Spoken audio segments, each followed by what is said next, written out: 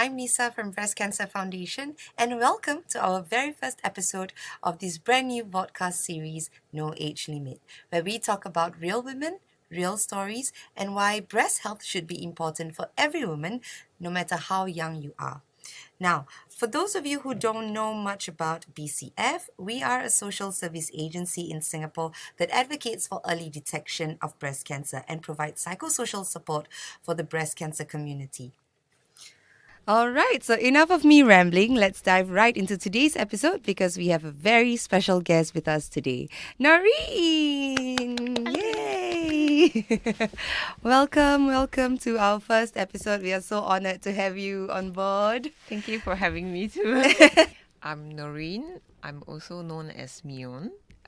My artist profile. I'm a multidisciplinary artist. Even though photography is something that I practice, it's something that I actually do more for fun. Okay. Because I don't actually get paid to do any photography services. I love taking photography. I love taking photograph, and then most of the times, for photograph that I took is more on the analog side. So What is analog? Analog is film. Okay. My Uncultured personality. No, maybe I can also tell you more about it. Okay, so I run the business with my husband. So it's called History, and then we actually mainly sell analog films and analog photography most of the time. So at the same time, instant camera is also analog. Oh, okay. So I have those disposable cameras. Disposable is disposable. Instant is like Polaroids, Fuji, Okay. Instax Mini. And Polaroid itself, right, is the subject or also the material that I have been working with for the longest time. So last time when I used this material to create art, I do it more like a sculpture in that sense. Like I make light boxes out of it. I manipulate with them. So I tear each layer of the Polaroid. Wow. So it's actually very deep into just one material itself. Okay. And then this is the first time I'm doing an exhibition that actually I do not manipulate at all. It's just raw photos of the Polaroids. Okay. Well, that's really interesting. So that means that, like, when you say you're a multidisciplinary artist, like, you really kind of delve into the different mediums or styles of art, creating art. Correct. Right? But like Polaroid is the one that you've been... One of it. One of it. Okay. So I got it. experiment with the subject, also the medium. For example, you take a picture of a Polaroid, it's just a square with borders, right? In plastic. In the plastic. So for me, I look beyond everything. I remove the frame, I peel them apart, I soak them in the water, I remove the emulsion, I put them on somewhere else. Wow. So there's a lot of layer into just one Polaroid. And that is what I have been doing for, I think, a good past maybe 10 over years, I guess. Wow, that is a long time. Yeah. In the beginning, it was intriguing because in 2008, when Polaroid actually closed down the manufacturing, they stopped the production. There's this Impossible Project came in and took over the factory, and they remake the films. Back then, when you remake the films, the quality is not exactly the same as Polaroid. It's called Impossible Project because it's really impossible because they can't find certain chemical to produce to make the exact same thing. Okay. So you bought a pack of films, I think about $40 only for eight shots. Wow. And the picture will kind of disappear in like a month or maybe a few months, And like yes, a vanishing photo. yes. So that's when they came up with this very artistic side of Polaroid. It's called emulsion leaf. Okay. whereby you actually remove the layer and then you just take out the emulsion of the Polaroid, and then you can keep it forever in that sense. So that is when the beginning of the hands-on. So I'm a very, very hands-on person. I love to make things with my hands. And I love to take things apart. Yes, and assemble, mix things Yeah. around. So, You were diagnosed with breast cancer quite young.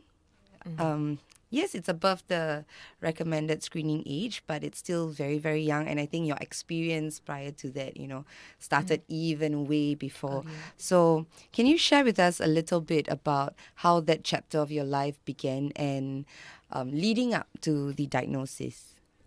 when I was 17, I felt a lump on my right side. And then we went for biopsy. They removed it, and then thankfully it's benign.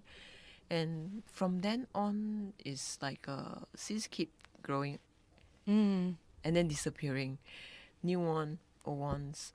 And over the years, I have to keep monitoring them.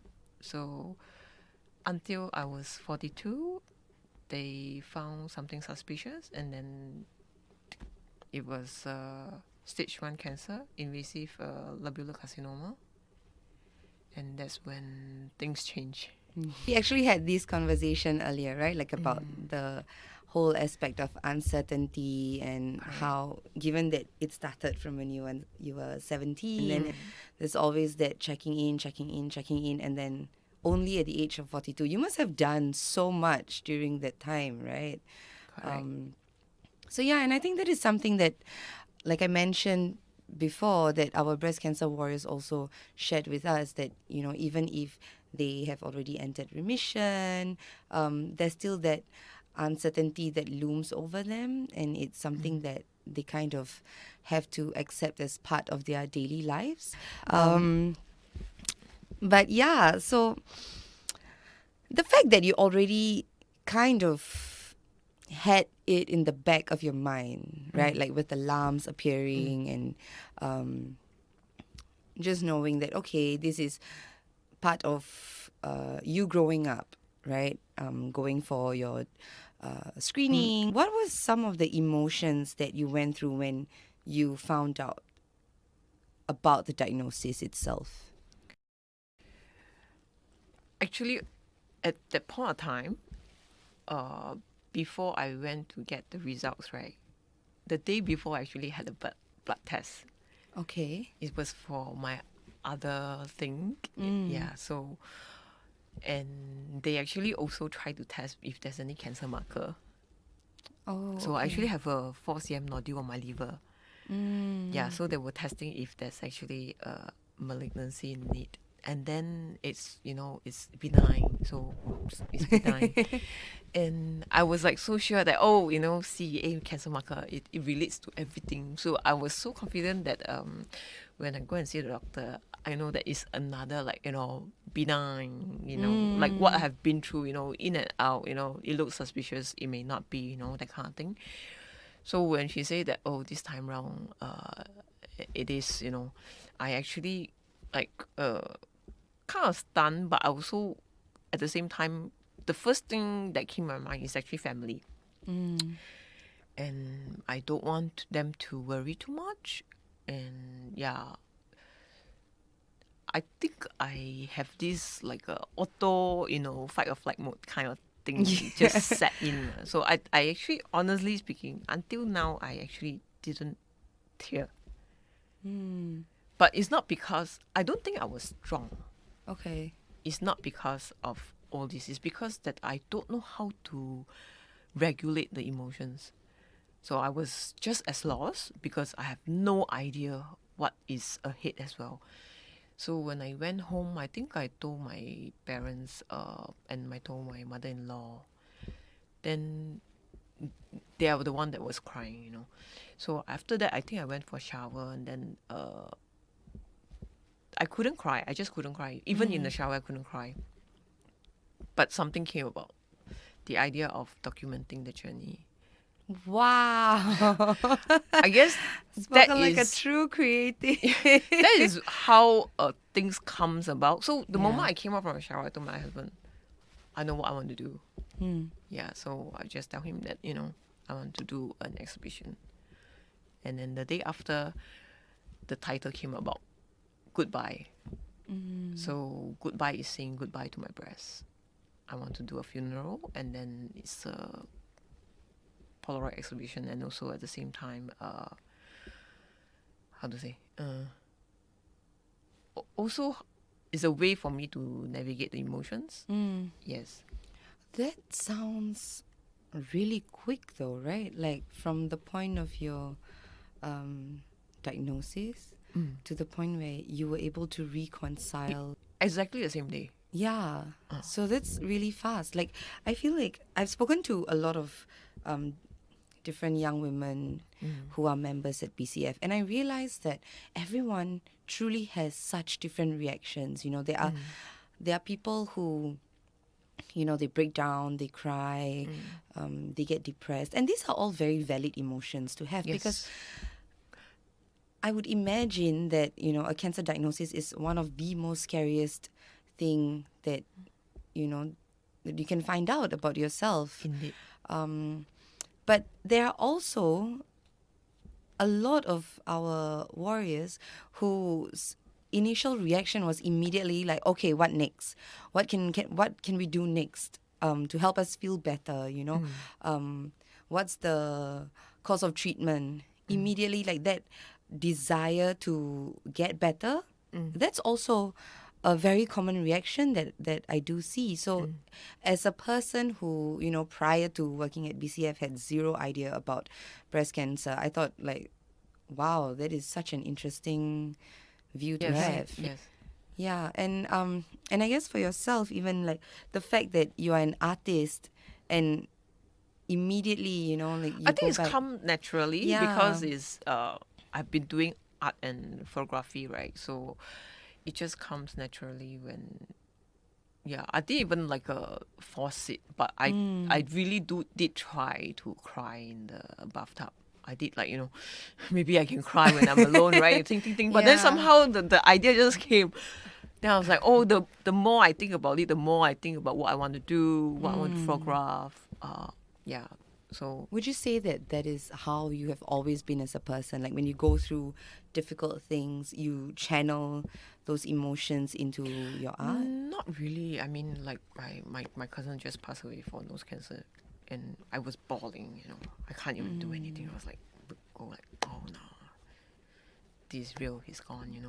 Things like that. But not all the time. But maybe because for this, it's more like I know that I have a journey ahead, so I need to. There's a long road that I might.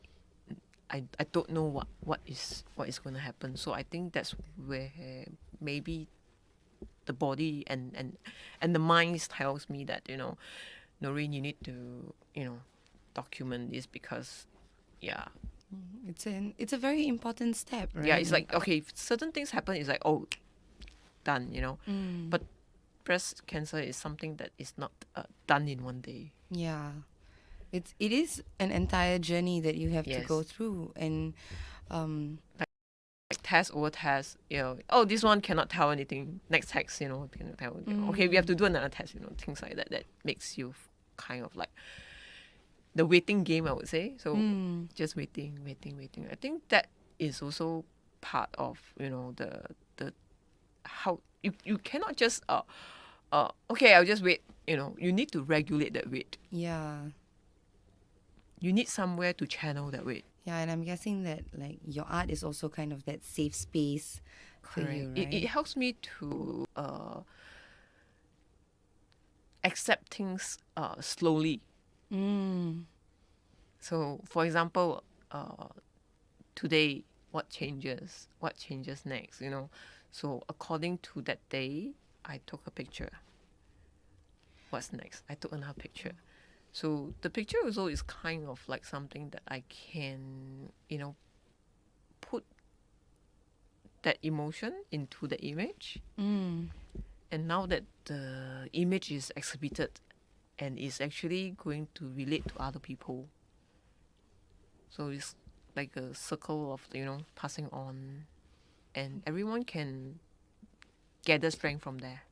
And I don't think that it's only for the people who are going through breast cancer, right? I think No, like it's not. even Okay, people from the so public. quite a number of people came, and then I was sharing my surgery and what I go through, and there's this lady who actually showed me that she actually have a spine cancer, not spine cancer, spine surgery for her scoliosis, and she tell me that that give her strength and reminds her what she have to go through.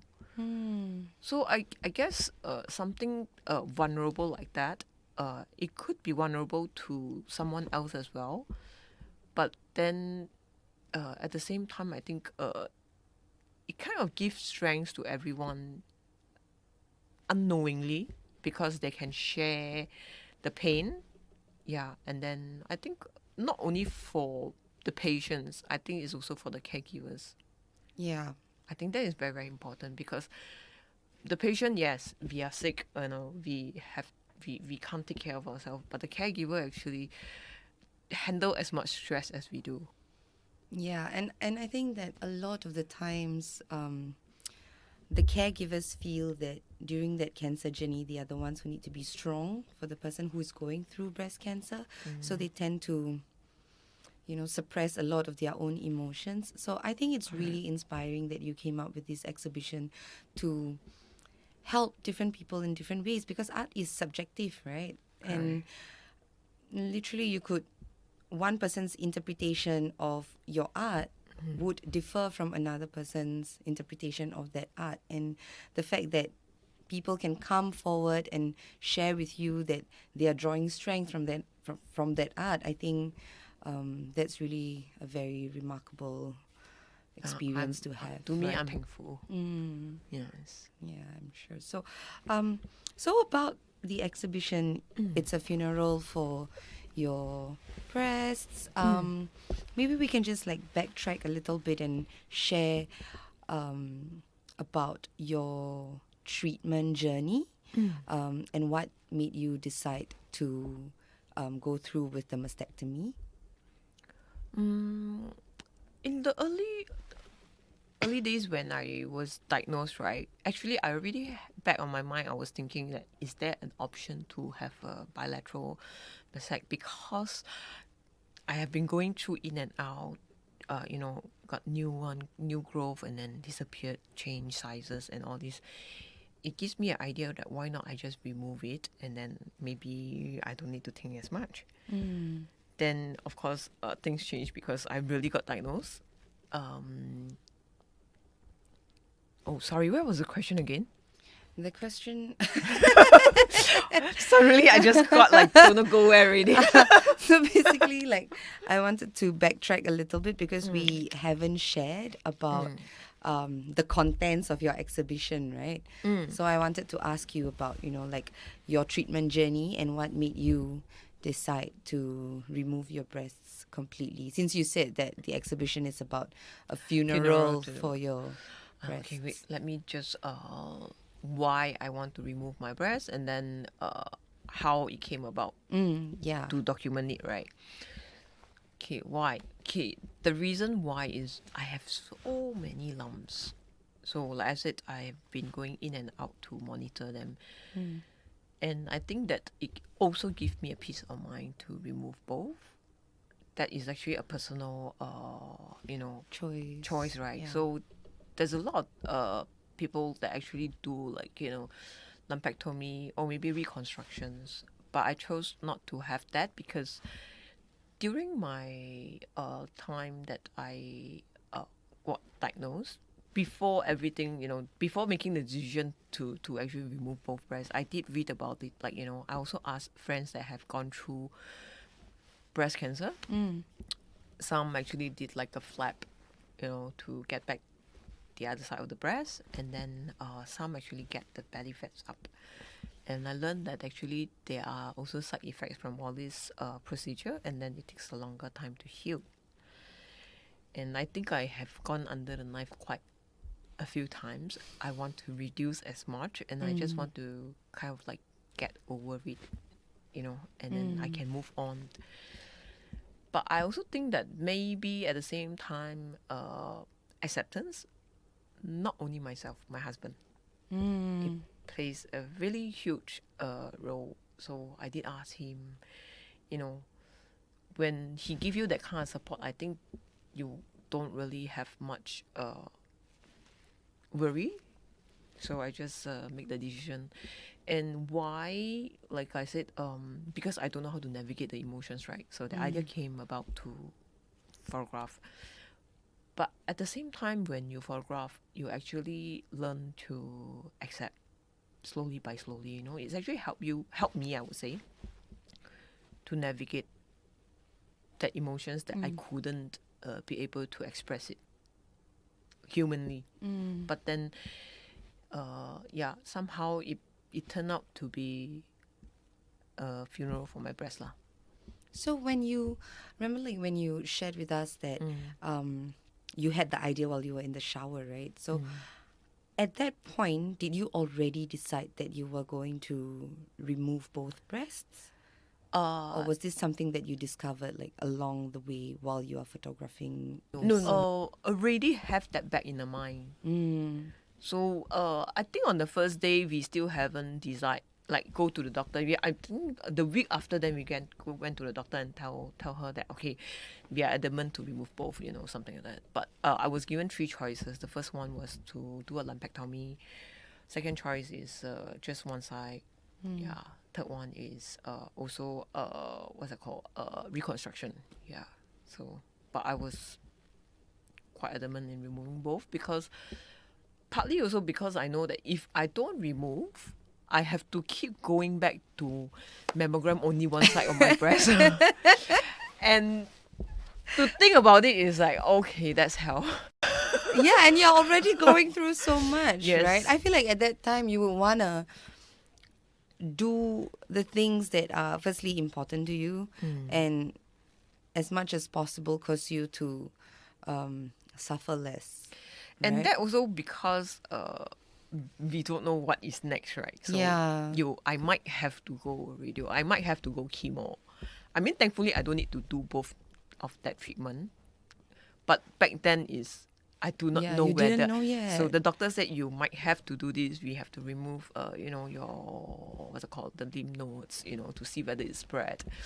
You're like crossing your finger. Okay, please don't spread. That kind of thing. And then you also don't know what is the cancer that you will get. Things like that is So for me back then is like I just want it to be out of my body, and then I don't want it to in the end of the day, maybe you say, your left side only have, your right side don't have. But then like I told you earlier, it was a right decision because after the surgery they actually tested that actually there's more cancer on the left side, so either way I have to remove it. Yeah, silver lining, really silver lining, that stamp that validates your choice, right? Yes. And I think it's really wonderful that you were able to have that difficult conversation with your husband and still, get his support, because I know that is one very difficult topic for a woman, right? Like there are women who feel that their womanhood is tagged to their breasts or to their hair. Yes. And to have that support from someone as important as your husband, that is definitely, crucial. In fact, I have very long hair back then. And then I cut it real short because I was reading what I need to prepare for the surgery. And then one of the things that was mentioned that you cannot lift up your arm after your post-surgery, and then it will take some time. You can't really have a proper shower. So I was thinking on the side that, for my caregiver, that they have to spend time to help me wash hair. I said, like, it doesn't make sense. It's like, okay, they already have enough in the plate, feed me, take over my the things that they need to do, things like that. So I was thinking, okay, I just cut it real short. And also at the same time, I don't know whether I will need to go through chemo as well. So that is also one uncertainty. So I just decided to cut it really short. Did it affect how you view yourself as a woman, though? I learned that actually different people take that differently. Some really take it really, really heavy. But I learned, for me, maybe I already have been practicing this cutting my hair and donating it. Ah, okay. So I don't see them as something as that important. Yes, I would say maybe it's impermanence. Yeah. I mean, I don't, like, just as a person, like, I don't have an affinity with my hair. Like, I would cut it short, I would grow it out. But this is also, I think, on my part, kind of taking my hair for granted, I would say, right? Because there are people out there who this, like, the Love hair is take really care, the yeah. crowning glory, right? Like, it's such an important thing. And when you can't have it the way you want to have it, then it makes you feel like a part of yourself is missing. So I completely understand both sides, really. Okay, so like we were talking about, all this perspective of beauty, and I think it's also because of the kind of beauty standards that we see through the media and everything, right? Yes. And usually after the mastectomy, women tend to look at their body a little bit differently. Was that your experience as well? Did you have to, like, take time to readjust to your new body? How was that whole journey for you? Definitely tough. Okay, so once I know that I have breast cancer, right? I told you that I was just as lost because I don't know much about breast cancer, even though I know that I have been going in and out to check, right?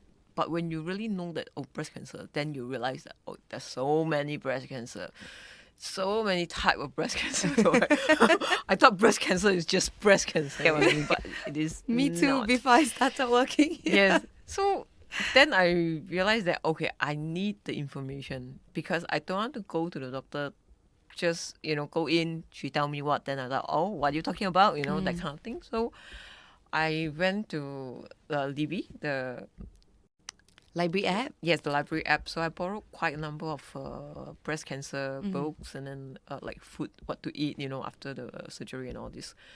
So I read through them, like, books after books. Then I learned one part that they say that is a very important part for women is to see the scar Okay. right after you remove your bandage. So a lot of people actually go into the depression at that time. So it's written in that book that you need to be careful in this area, like something like It's warning. a very delicate Yes, it's like a warning to time. me. I was thinking, how bad can that be, right? I was like, okay. Until I really look, and I, yes, so ugly. You literally think that it's ugly because I did look at other people's scars. Why they're so pretty? Why so straight? Okay, I'm not sure if you went to my I saw your exhibition. deck. Oh, I you saw the your deck, right? Yeah. So the deck actually, you see the word goodbye, right? The GOO is actually I trace out my breast shape, Oh, okay. and then BYE, instead of writing the E, I have 2 dash, right? Uh-huh. That is my scar. Oh, so it's 2 lines? Yes. Right, okay. GOOD, the double O is actually I trace out the shape of my breast, and then the BYEE is actually the 2 line that I have. Yeah, so it takes quite a long time, but as I continue to shoot,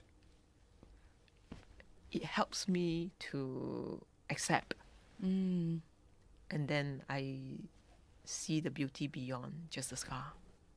Oh, that is so wonderful. Yeah, because I can imagine kind of you have been living with that same body for 42 years, right? And then that's such a big change that you have to go through. But the fact that you are able to process it at your own time with your own art, yeah, that is such a powerful moment. That was there any point of time where you realized, like, I'm actually okay? I think there's no like specific time, because I think all these things takes time to slowly heal. Just like the scar also takes time to heal. It took like 6 months. It turns into like two huge keloids, and then have to go for another 6 months of injections, steroid injection to flatten it. So yeah, it takes time for everything, I guess. It's not like, oh, I can just forget about it. No, Like it's not. gone, No, done. Yeah. just it's a slow and gradual healing, I would say. But of course, the first moment is the most it's just want to be seen, I guess. Like it's a battle scar. Yes, you just have to face your reflection. Yeah. So, like, how would you say your relationship with your body evolved through that? Like being able to take that time to really process everything. How did that change the way you view your body?